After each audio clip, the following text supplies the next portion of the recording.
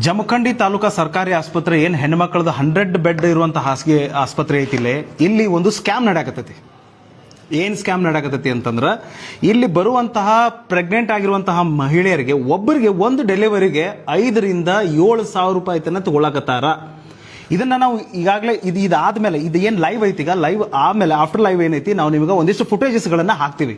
ಆ ಫುಟೇಜಸ್ ಒಳಗೆ ಕ್ಲಿಯರ್ ಆಗಿ ಪೇಷಂಟ್ಗಳು ಹೇಳ್ಯಾರ ನೋಡ್ರಿ, ಕೆಲವೊಬ್ರಂತೂ ಹೆದರಾಕತ್ತಾರ. ಯಾಕಂದ್ರೆ ಇನ್ನೂ ಅವರು ಇಲ್ಲೇ ರೆಸ್ಟ್ ಮಾಡಕತ್ತಾರ, ಹಂಗಾಗಿ ಅವರು ಹೆದರಾಕತ್ತಾರ. ನಾಳೆ ನಮ್ಮ ಪೇಷಂಟ್ಗೆ ಏನಾರ ಆಗಿದ್ದಿತ್ತು ನಾವು ಯಾಕೆ ಹೇಳಿಕೆ ಕೊಡೋಣ ಅಂತೇಳಿ. ಆದ್ರೆ ಅದ್ರೊಳಗೆ ಹೇಳಿಕೆ ಕೊಟ್ಟಾರ. ಏನು ಕೊಟ್ಟಾರ ನೋಡ್ರಿ, ನನ್ನ ಕಡೆಯಿಂದ 5,500 ರೂಪಾಯಿ ಇಸ್ಕೊಂಡಾರ. ನಮ್ಮ ಕಡೆಯಿಂದ ಅವರು ಆಶಾ ಕಾರ್ಯಕರ್ತರು ಬಂದ್ರು ನೋಡುವ ಸಾಹೇಬರಿಗೆ ಒಂದು 5,500 ರೂಪಾಯಿ ಕೊಡ್ಬೇಕಾಕತಿ ಅಂತ ಹೇಳ್ತಾರ. 5,500 ರೂಪಾಯಿ ಇಸ್ಕೊಂಡಾರ, 6,000 ರೂಪಾಯಿ ಇಸ್ಕೊಂಡಾರ. ಕೆಲವೊಬ್ರು ಭಾಳ ವಸೂಲಿ ಇದ್ದವ್ರು ಇರ್ತಾರಲ್ರಿ ತಾಲೂಕೊಳಗೆ, ಕೆಲವೊಂದು ಲೀಡರ್ಗಳು ಅವ್ರ ಕಡೆ 2,000 ರೂಪಾಯಿ ಇಸ್ಕೊಂಡ್ರ. ಅಂದ್ರೆ ವಸೂಲಿ ಇತ್ತಂದ್ರೆ 2,000 ರೂಪಾಯಿ. ಆಮೇಲೆ ಕೆಲವೊಬ್ರು ಹೇಳ್ತಾರೆ, ಸರ್ ನಾರ್ಮಲ್ ಆಗೈತ್ರಿ, ನಾವು ಏನ ಆಟೋ ರೊಕ್ಕ ಕೊಟ್ಟಿಲ್ಲ, ನಾರ್ಮಲ್ ಆಗೈತ್ರಿ 1,000 ರೂಪಾಯಿ ಅಷ್ಟೇ ಕೊಟ್ಟಿವ್ರಿ, ನಾವು ಸಿಸರಿಂಗ್ ಆದ್ರೆ ಅಟ್ಟರೆ 5,500 6,000 ರೂಪಾಯಿ ಅಂತ ಹೇಳ್ತಾರೆ. ಅಂದ್ರೆ ಏನು ಬೋರ್ಡ್ ಫಿಕ್ಸ್ ಮಾಡಿರಿ ನೀವು ಇಲ್ಲಿ? ನಾರ್ಮಲ್ ಆಗಲಿ ಸಿಸರಿಂಗ್ ಆಗಲಿ ಸರ್ಕಾರಿ ಆಸ್ಪತ್ರೆ ರೀ ಇದು, ನಿಮಗೇನು ಮಿನಿಮಮ್ ಚಾರ್ಜಸ್ ಐತಿ ಅದನ್ನ ನೀವು ತಗೋಬೇಕು ರೂಲ್ಸ್ ಪ್ರಕಾರ. ಅದನ್ನ ಬಿಟ್ಟು 5,500 ರೂಪಾಯಿ ಕೊಡ್ರಿ, 6,500 ರೂಪಾಯಿ ಕೊಡ್ರಿ ಅಂತೇಳಿ ಇಡೀ ವಾರ್ಡನ್ನ ಹೇಳಾಕತ್ತೈತಿ. ಒಬ್ಬರು ಪೇಷಂಟ್ ಆರೋಪ ಮಾಡಕತ್ತಿಲ್ಲ. ಈ ಜಮಖಂಡಿ ತಾಲೂಕಾ ಆಸ್ಪತ್ರೆ ಒಳಗೆ ಎಷ್ಟೆಲ್ಲ ಪೇಷಂಟ್ಗಳದಾರ ಎಲ್ಲರೂ ಕೂಡ ಆರೋಪ ಮಾಡಕತ್ತಾರ. ನಾವು ಅವ್ರಿಗೆ ಹೆಂಗೆ ಹೇಳಿದ್ರಂದ್ರೆ, ನೀವು ಕೊಟ್ಟಿರುವಂತ ದುಡ್ಡನ್ನ ನಿಮಗೆ ರಿಫಂಡ್ ಮಾಡಿಸ್ಕೊಡ್ತೀವಿ, ನಾವು ನೀವು ವಾಪಸ್ ಕೊಡಿಸ್ಕೊಡ್ತೀವಿ ಹೇಳ್ರಿ ಅಂತಂದಾಗ ಮಾತ್ರ ಸತ್ಯವನ್ನ ಹೇಳ್ಯಾರ ಅವರು. ನಾವು ಹೌದ್ರಿ ಇಂಥವ್ರ ಕೈ ಕೊಟ್ಟಿರಿ ಅಂತೇಳಿ ಅದನ್ನೆಲ್ಲಾನು ತಗೊಂಡು ಆಮೇಲೆ ಕೆಲವೊಂದು ಆರೋಪಗಳಂತೂ ನಾನು ನಿಮ್ಗೆ ಏನು ತೋರಿಸಿದೆ ಇಲ್ಲಿ ತೋರಿಸಿ ನೋಡ್ರಿ. ಇದು ಖಾಸಗಿ ಒಂದು ಬ್ಲಡ್ ಚೆಕ್ ಮಾಡುವಂತ ಒಂದು ಸಂಸ್ಥೆ ಇದು ನೋಡ್ರಿ, ಝೂಮ್ ಮಾಡಿ ತೋರಿಸ್ರಿ ಇದನ್ನ ಇವರು ಸರ್ಕಾರಿ ಆಸ್ಪತ್ರೆ ಒಳಗ ಇಲ್ಲಿರುವಂತ ಡಾಕ್ಟರ್ಸ್ಗಳು ಬರೆದು ಕೊಡ್ತಾರ, ಇಲ್ಲೇ ಹೋಗಿ ಚೆಕ್ ಮಾಡಿಸ್ರಿ ಅಂತೇಳಿ. ಯಾಕ ಇದು ಕುತ್ರ ಏನು? ಈಗೇನು ನೀವು ನೋಡಕತ್ತಿರಲ್ಲ, ನಿಮ್ಮ ಮನಸ್ಸಿನೊಳಗೂ ಬರ್ತೈತಿ ಇಲ್ಲಿ ಕಮಿಷನ್ ಸಿಗ್ತತಿ ಇವ್ರಿಗೆ ಅಂತೇಳಿ. ಆ ಪ್ರಶ್ನೆ ನಮಗೂ ಬಂದೈತಿ. ಈಗ ನಾವು ಅದನ್ನ ಕ್ಲಾರಿಫಿಕೇಶನ್ ಮಾಡ್ಕೊಳಕತ್ತೀವಿ. ಹಂಗಾಗಿ ಲೈವ್ ಒಳಗೆ ಯಾವ್ದು ಮುಚ್ಚುಮರೆ ಬೇಡ. ನೀವು ಯಾಕೆ ನೀವು ಪರ್ಟಿಕ್ಯುಲರ್ ಆಗಿ ಇದನ್ನ ಬರೆದು ಕೊಡ್ತೀರಿ?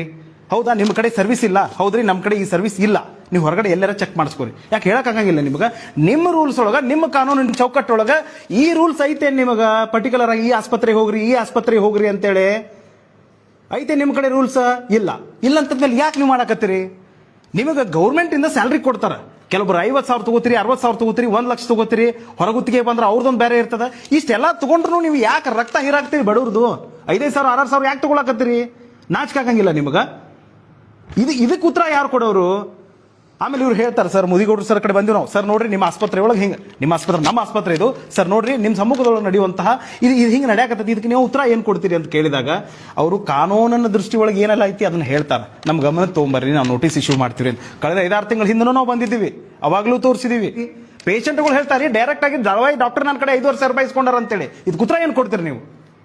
ಆವರೇಜ್ ತಗೊಂಡಾಗ 8 ರಿಂದ 10 ಪೇಷಂಟ್ಗಳು ಡೆಲಿವರಿಗೆ ಇಲ್ಲಿ ಬರ್ತಾವ.